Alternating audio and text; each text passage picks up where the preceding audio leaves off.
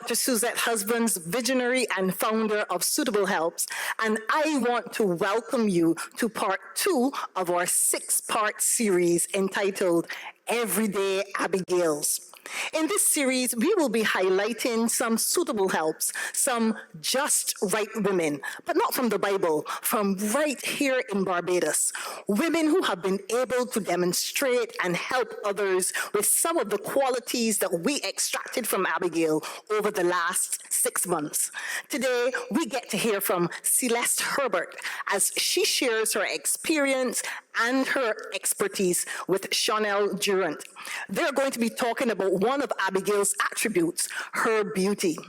I know you are going to be blessed. So go ahead, shout out a friend, get your watch party together, sit back, relax as we unveil an everyday Abigail. Mrs. Celeste Herbert is a licensed beauty therapist, trained both locally and overseas. She's a mother of 3 and a wife.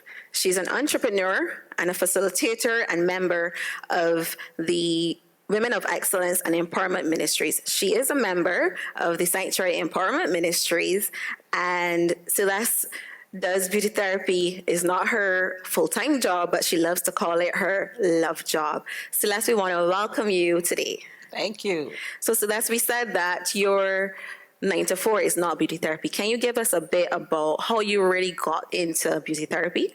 I got into beauty therapy at a time when I went to get a pedicure. The launch pad was I went to get a pedicure, and as a result, I got a fungus. That was where it started. So I had determined that I was going to get into this business because I didn't want another female or male to experience this thing because it was kind of traumatic. So that's where I got started. I attended one of the facilities in Barbados and got trained, and one of the persons there said to me, Celeste, you know, you could do this thing on a wider scale. I took her advice. I attended a training overseas and got some additional knowledge, which works very well for me up to this day. And it doesn't only encompass nails, but it is the total skincare package. All right. So how would you define beauty? I mean, there are many definitions out there. How would you specifically define beauty for Celeste? Beauty is a combination of things. It is colors and shapes and sizes and aesthetics, the things that are aesthetically pleasing to the eye, the attitudes of people, how to embrace what is and work with it. That is what beauty is for me. Now you're saying it, and I can see all the passion coming out just talking about it. Because I love it. What is one thing you would say is an asset that a woman of beauty should have, a main asset? For one, confidence. Confident in who she is and what she has to offer. Humility is another thing. You can share what you have and be humble with it. The other one is to have a good support system, be supportive, be loyal. When we look at Abigail, if we could just say a little bit about that. When the Bible defined Abigail, they said Abigail was a woman with good understanding, and she had a beautiful countenance.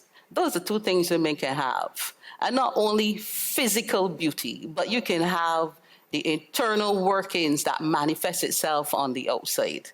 And for one, I think I said loyalty before, yes, correct? You mentioned it. Be loyal to what you have and the things around you. Those are some very, very good attributes for any woman to have. So how does a woman practically, every day, how would you say, or what are some of the things you would say that a woman can do every day to get or enhance her beauty?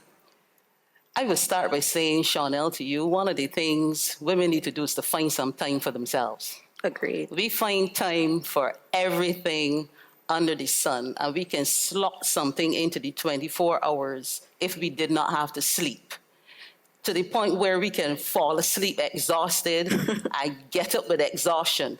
So you find and carve out some time for yourself. And there's some very simple, basic things to do, like skincare. And when you're getting a shower, enjoy it. Don't rush it. You know, there's the food to prepare, there's the kids to get out through the door, there's the garden to attend to, there's the hair to do, there's the makeup, there's the all that. Find the requisite amount of time to spend on yourself. There's a skincare routine you can follow, cleanse, tone, moisturize. And if you believe you can't find the time during the day to do this, more often than not, you're alone when you go to the shower. Lock the door. Find that time to do it and love up on yourself. Don't worry about any other thing, because when you open the bathroom door, whatever else has to be done will be out there. So find some time to work on yourself. So you cleanse your skin, particularly after a whole day. You go home and you remove your makeup if you do makeup, but you cleanse, you tone, you moisturize your skin. And I emphasize for persons who are maturing as I do, that our skin doesn't bounce back the same way youthful skin does. So we have to spend some more time working on it, and spend some time doing it, and enjoy doing it while you're doing it, and smile with yourself while you're doing it. Have fun doing it, saying, this is you. When I leave this space, anybody else on the outside can enjoy what I take outside when I leave that space. So find some time for yourself when you are going through your daily routine. And I definitely agree with that, because we have a lot of women who don't necessarily have children, but are also very busy. Yes. And when you get home, it's from one thing to the next. So I think that that's some really good advice. You mentioned toning. What does toning look like exactly? What toning does is settles the skin. So if you have washed your face, and if you're at the point of the week, because you don't exfoliate every day. So if you're at the point where you have to exfoliate, what toning does is settle the skin and return the pH to the skin, so that you can then apply your moisturizer and make the skin ready for any other preparation that you have. So I know a lot of persons would ask about, my skin and your skin are different. So like, what are some of the low points that you would give someone if they're to go into a beauty store just to select a product? I mean, there are a wide range of products. What are some of the things that I might probably need to zero in on when I go to the store? For one, read the labels. Know your skin type, because your skin type will determine the type of product you will use on your skin. If you are a person with oily skin, you tend to avoid products that have creams and oils in it, but deal with things that have a more water base in it. That will help. And don't create any other challenges. If you have combination skin, you can do with a little cream in it. If you have dry skin, that is where you look for the product then that would help with the remoisturizing of your skin. I know for us women, well, sometimes we like to bathe until we're squeaky. And that is not always the best thing to do, particularly if you don't moisturize after you have squeaked, because then your skin is dry and you need to be able then to moisturize it. So try not to bathe and bathe and bathe and bathe till you're squeaky clean. You do it well, but then don't come out of the shower white. Got you. I hope that persons are listening and taking the tips. The Bible speaks about being fearfully and wonderfully made. And sometimes as women, we have some flaws, and it's difficult sometimes to accept the verse, and saying accept the verse in terms of your confidence and how you feel about yourself. What you would say is some of the encouragement you would give to women that may lack confidence in this regard? For one, the first thing you need to do is to accept what is. There is no such thing as a flawless woman. We all have flaws. And sometimes we call it flaws. We have, I don't like my hair, it's too kinky. I don't like my nose, it's too wide. I don't like my lips, it's too thick. I don't like my ears, they're flopping. I don't like my thighs, we can find all kind of reasons not to like what we have. The first thing you need to do is to accept what you have. You didn't make it, accept what you have. That's the first thing. The other thing is, if you need to work on it, accentuate the things that are beautiful about you, and not try to highlight the things that are, in your opinion, the flaws. Like kissing points. Suppose I walk up to you, Chanel. I know that I am full set, and I know that I am hippie. And you say, Celeste, I haven't seen you for a long time. I say, yeah, girl, I ain't saying for something. You don't see how big my hips? Don't do that. Accentuate the smile that is on Celeste's face when it lights up, when you speak to her. And for women who try to zero in on their flaws, take them away from it. Take them away from it. Talk about their shoes. I like yours, by the way. Talk about their shoes. Talk about your blush today has your eyes sparkling. Find the thing that makes you who you are. So when you leave the house, you have spoken to yourself. You know how you look. And big up yourself. And so you have to get confidence for yourself first. You have to deal with the you that exists and wear the things that make you feel lively and alert, and not try to follow the trends, not try to be slim like Chanel or hippie like me, but be yourself. And so coming off of that, I would want to ask you, we live in an era which glorifies the Hollywood look, the TV look, and how would we encourage women to affirm each other? Because you have mentioned just now about women picking on different flaws that they have, and it's not only sometimes the victim or the woman herself who is highlighting the flaws, sometimes it's another woman who highlights the flaws. So I am working in a gym 5 times a week. I think that I have lost at least 2-3 pounds, and I see Celeste, and the first thing Celeste highlights to me, Sean, you look like you're putting on a little weight, and so that crashes my motivation and my confidence. How, as women, do we go about trying to affirm ourselves and affirm each other? Well, for one, you mind your own business. That's the first thing. And if you don't know what persons are challenged with, you don't know why they are at the stage they're at. So don't hurt them by saying things. And that's one thing that I constantly have challenges with us women. Instead of appreciating the person and seeing that they're making an effort, we tend to try to put them right back where they were. So find the thing to encourage these women. Encourage them, like, you've gone to the gym 4 times a week. I'm happy for you. What is the next move? And let them tell you, what is the next move? How do you think you're going to approach it? Can they help? Because that's what, can they help you? If there's anything that you need to get where you have to go, give me a shout. I'll be there for you. I like what you're doing. And encourage them. That more than anything else, that more than emphasizing what you can see, will help that person.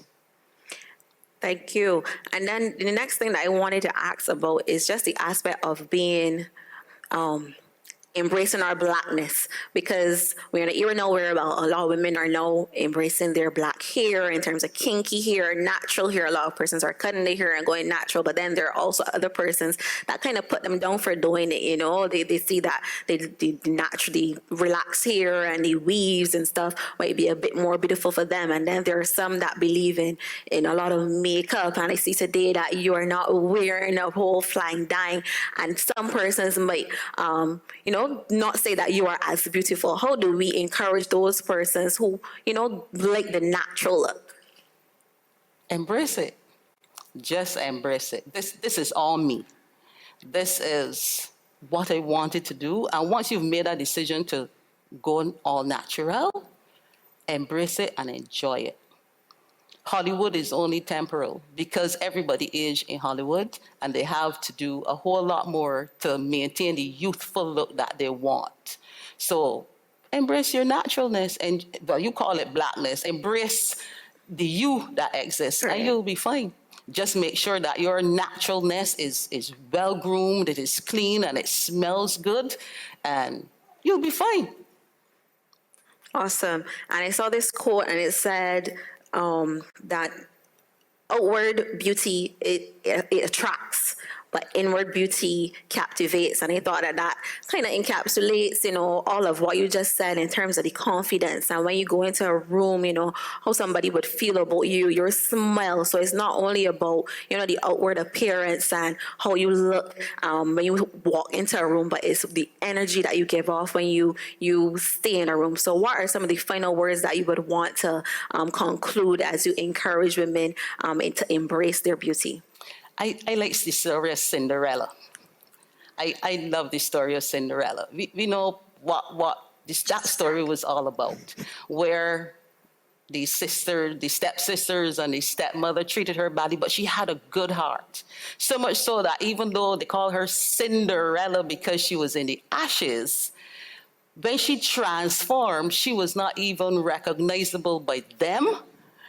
And that's what God can do for you once you have decided you are going to move from the ashes, but God has to do the beautifying from the inside. So when that starts to happen, they can't even recognize you.